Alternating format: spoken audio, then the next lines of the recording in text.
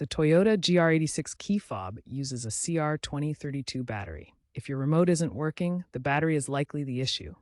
To open the fob, locate the small notch along the edge. Gently pry it open using a small flathead screwdriver or a coin.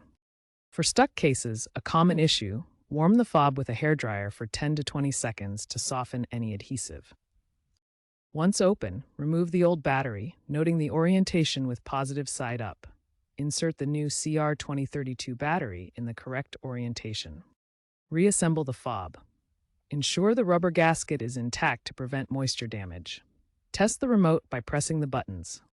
If the remote still doesn't work after replacing the battery, check for corrosion on the circuit board. Clean it carefully with isopropyl alcohol if needed.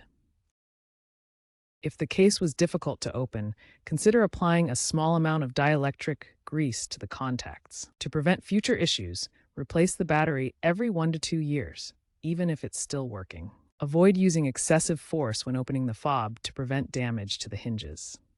Humid environments can cause corrosion, so store your key fob in a dry place. If problems persist, the fob may need reprogramming or replacement by a Toyota technician.